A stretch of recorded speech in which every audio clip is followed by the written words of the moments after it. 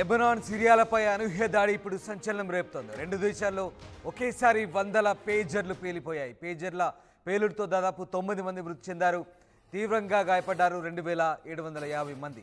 గాయపడ్డ వారిలో ఇరాన్ రాయబారి హెజ్బుల్లా కీలక నేతలున్నారు. ఇజ్రాయెల్ పనిని లెబనాన్ సిరియా ఆరోపిస్తోంది. గాజా యుద్ధం మొదలైనప్పటి నుంచి ఫోన్లు వాడద్దంటూ హెజ్బుల్లా హెచ్చరిస్తోంది. పేజర్లనే ఎక్కువగా వాడుతున్నారు హెజ్బుల్లా. దీంతో పేజర్లను టార్గెట్గా ఇజ్రాయెల్ ఈ ఆపరేషన్ చేసినట్టుగా తెలుస్తోంది. ఇరాన్ నుంచి వచ్చిన కొత్త మోడల్ పేజర్లే పేలినట్టుగా తెలుస్తోంది.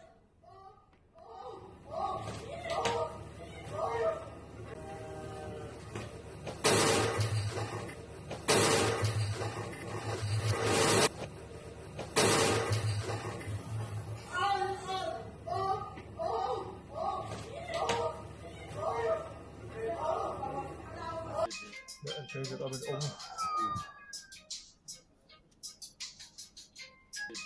Entschuldigt aber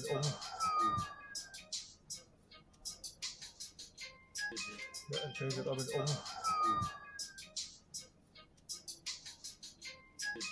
Entschuldigt aber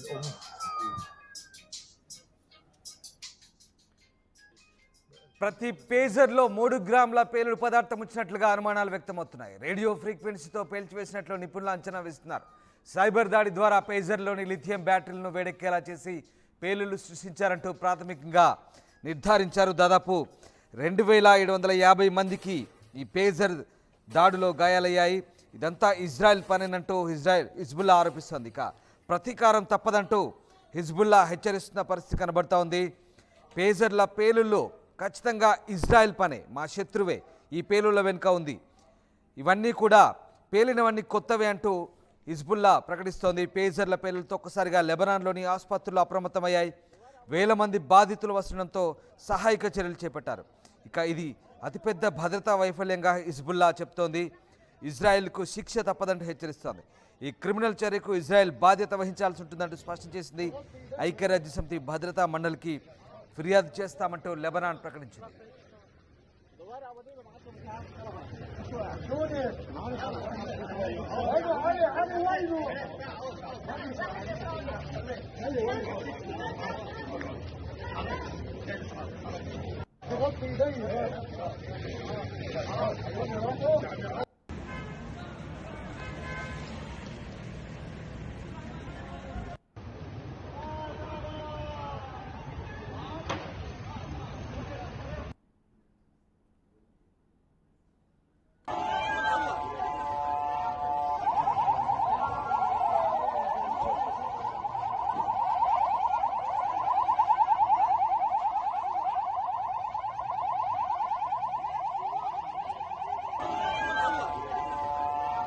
right, Lebanon సిరియాల్లో జరిగినటువంటి ఈ సైబర్ అటాక్ ఒక్కసారిగా ప్రపంచాన్ని నివ్వెరపరిచింది. దాదాపుగా 2750 మంది గాయపడ్డారు. రెండు దేశాల్లో ఒకే సమయంలో ఈ దాడులు, ఈ పేలులు జరగడం వెనుక ఇజ్రాయెల్ ఉందంటూ హెజ్బుల్లా ఆరోపిస్తోంది. నిజంగా ఇదొక సాంకేతిక పరిజ్ఞానంతో చేసినటువంటి దాడి, ఇటీవల అతిపెద్ద దాడిగా అభివర్ణిస్తున్నారు నిపుణులు. మొత్తం మీద రెండు దేశాల్లో ఒక్కసారిగా ఇన్ని పేజర్లు పేలడం వెనుక ఖచ్చితంగా హ్యాకర్ల పని ఉంది. ఖచ్చితంగా ఇది సాంకేతిక సైబర్ దాడి అంటూ నిపుణులు అభిప్రాయపడుతున్న పరిస్థితి కనబడుతోంది. ఇటీవలి కాలంలో లెబనాన్ సిరియాలో ఎక్కువగా హిజ్బుల్లా మద్దతుదారులు పేజర్లను వాడుతున్నారు. సెల్ ఫోన్లు వాడితే కనుక, మొబైల్స్ వాడితే ఇజ్రాయెల్ గూఢచారి సంస్థలు వాటిని హ్యాక్ చేసే అవకాశం ఉందంటూ పేజర్లు వాడారు. ఇవన్నీ కూడా ఇరాన్ నుంచి తెప్పించినటువంటి కొత్త మోడలే. అయినప్పటికీ కూడా ఈ పేజర్లు కూడా హ్యాక్ అయ్యి చివరికి పేజర్లు కూడా పేల్చివేయడంతో ఒక్కసారిగా ఈ రెండు దేశాల్లో అటాక్స్ జరిగాయి. హిజ్బుల్లా మద్దతుదారులే లక్ష్యంగా అటాక్స్ చేసినట్టుగా అర్థమవుతుంది. పేలుళ్ల విస్ఫోటనంలో హిజ్బుల్లా నాయకులు అలాగే వారి మద్దతుదారులు గాయపడడం, దాదాపుగా సాధనాలన్నీ కూడా ఒకేసారి పేలడాన్ని బట్టి ఇది చాలా పక్కా కోఆర్డినేషన్తో చేసిన దాడి అంటూ అనుమానాలు వ్యక్తమవుతున్నాయి. రహస్య ఆపరేషన్లో దిట్ట అయిన ఇజ్రాయెల్ గూఢచార్య సంస్థలే ఈ పని చేసి ఉంటాయంటూ భావిస్తున్నారు. లెబనాన్లో హెజ్బుల్లా సొంత కమ్యూనికేషన్ నెట్వర్క్ నిర్వహిస్తోంది. ఇక ఈ ముఠా టెలికాం నెట్వర్క్లోకి ఇజ్రాయెల్ చొరబడి ఉంటుందని అనుమానాలు వ్యక్తమవుతున్నాయి. మరోవైపు గత అక్టోబర్ నుంచి కూడా టార్గెట్ దాడులు ఏవైతే ఉన్నాయో హిజ్బుల్లా కమాండర్లు అనేక మంది హత్యకు గురికావడం ఎందుకు కారణంగా తెలుస్తోంది. తాజా ఘటనపై ఇజ్రాయెల్ ఇంకా స్పందించలేదు.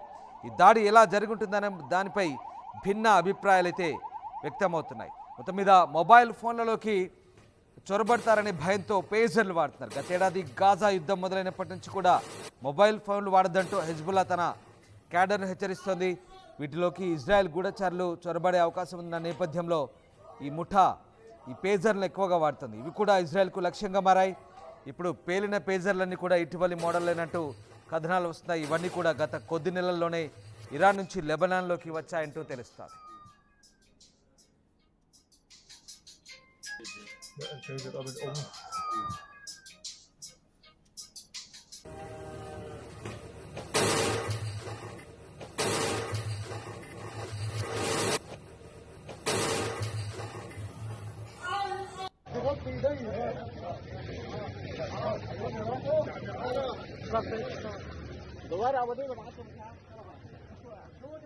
రైట్, ఇక ఈ పేలులు ఎలా జరిగాయి, వీటి గురించి సాంకేతిక నిపుణులు ఎలాంటి అభిప్రాయాలు వ్యక్తం చేస్తున్నారో ఒకసారి మీకు చెప్తాను.